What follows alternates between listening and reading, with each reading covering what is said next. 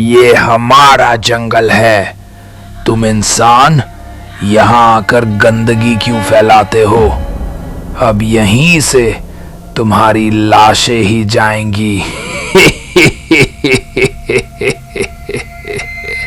जो लोग सुनसान और वीरान जगह की अहमियत को नजरअंदाज कर देते हैं, फिर उनका हाल भी आर्यन जैसा ही होता है। पीछे रह जाता है घर वालों का दुख और गम, जो पूरी जिंदगी का रोग बन जाता है। ये कहानी है एक नए शादीशुदा जोड़े की।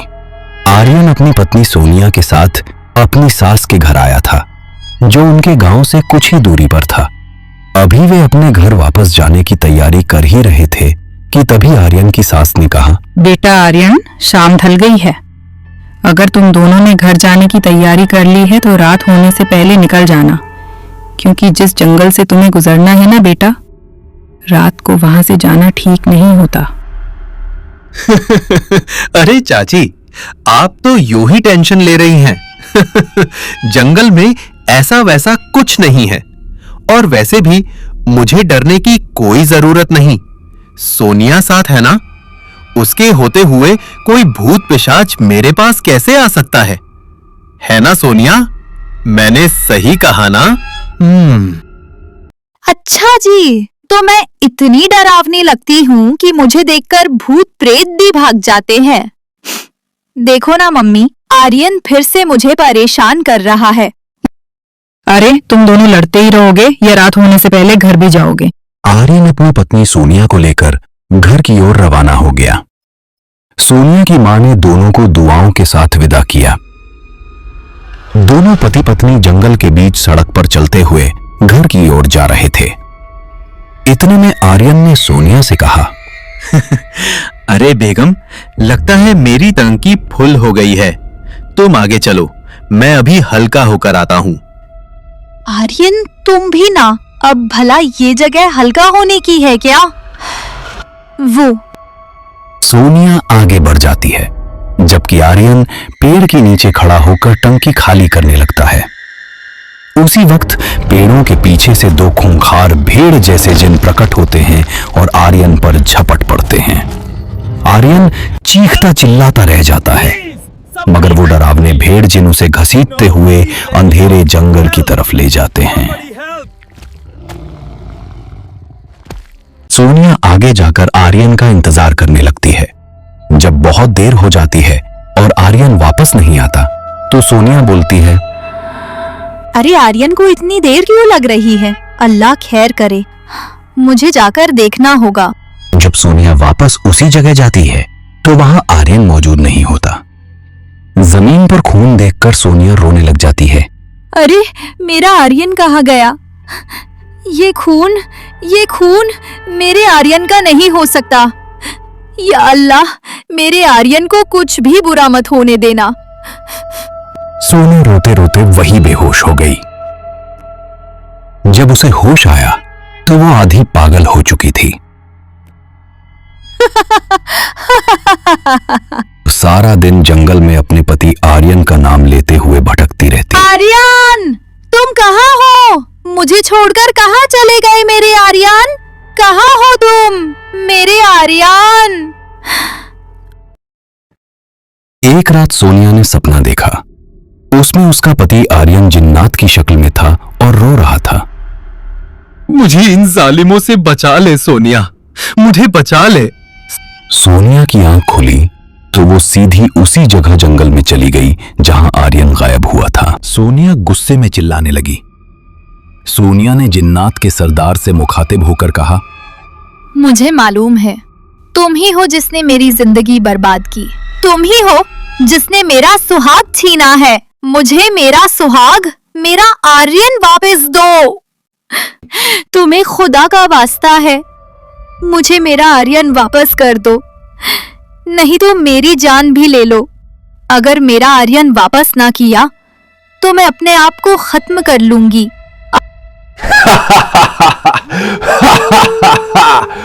मैं हूं पूरी दुनिया के जिन्नों और भूतों का सरदार जरार। ए औरत जात, क्यों इतना शोर मचा रही है? तुझे मालूम नहीं यहाँ ऊंचा बोलने की किसी को इजाजत नहीं। क्या तुझे मुझसे डर नहीं लगता?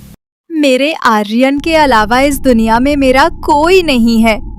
मुझे मेरा पति वापस दे दो, बस फिर मैं यहाँ से चली जाऊंगी।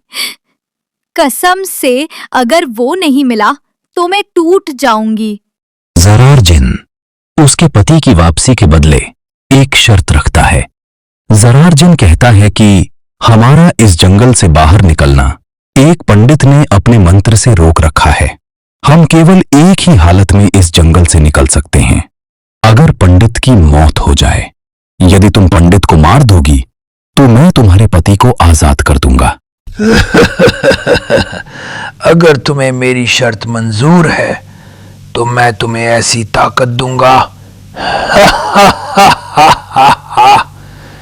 जिससे तुम बिल्कुल आसानी से जाकर उस पंडित को मार सकोगी।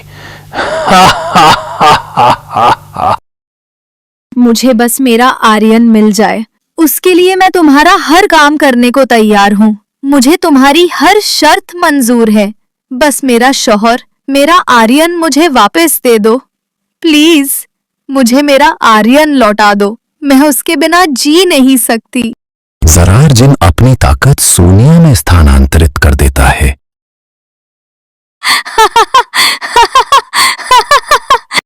दूसरी ओर गांव के इमाम साहब को सपने में गैबी मदद से जरारजिन का पूरा मंसूबा पता चल जाता है। इमाम साहब बिस्तर से उठकर बैठ जाते हैं और खुद से कहते हैं, जरारजिन अपने मंसूबे को पूरा करने के लिए एक मासूम बेगुनाह को इस्तेमाल कर रहा है। मुझे यह गुनाह होने से रोकना होगा। मुझे पंडित जी के दर पर जाकर जरारजिन के मंसूबे का बयां करना होगा। इमाम साहब पंडित के घर की तरफ रवाना हो जाते हैं। रास्ते में उन्हें सोनिया दिखाई देती है, जिसके हाथ में तेज धार वाला चाकू होता है। वो भी पंडित के घर की तरफ जा रही होती है। इमाम साहब सोनिया को आवाज देते हैं, सोनिया बेटी, रुक जा। खुदा के लिए ये गुनाह मत कर सोनिया बेटी। लेकिन सोनिया इमाम साहब की एक भी बात नहीं सुनती। इमाम साहब भी जल्दी से सोनिया के पीछे चल पड़ते हैं। जैसे ही सोनिया मंदिर में पंडित को मारने पहुंचती है, इमाम साहब सोनिया के सामने आकर खड़े हो जाते हैं और उसे समझाने की कोशिश करते हैं। लेकिन सोनिया और भी भयावह हो जाती है। सोनिया का ये रूप देखकर इमाम साहब उसके सिर पर हाथ रखकर कुछ पढ़ते हैं तो सोनिया जमीन पर गिरकर बेहोश हो जाती है। तब पंडित इमाम साहब से कहता है, अरे मौलवी साहब, ये क्या माजरा है और ये लड़की कौन है? मुझे मारना क्यों चाहती थी? पंडित जी, ये सोनिया है। आपको मारने के लिए जरारजिन ने इसका इस्तेमाल किया है। इसका पति जरारजिन के कब्जे में है। उसे छोड़ने के बदले जरारजिन ने शर्त रखी कि वो आपको मार दे, ताकि आपके मरने के बाद वो आपकी दी हुई कैद से रिहा हो जाए। अच्छा, तो बात यही है। जरारजिन अपनी हरकतों से बाज नहीं आ रहा। उसकी हिम्मत इतनी है कि मुझे मारने के लिए मासूम लोगों का इस्तेमाल कर रहा है। लगता है अब उसे आग में जलाकर भस्म करने का वक्त आ गया है।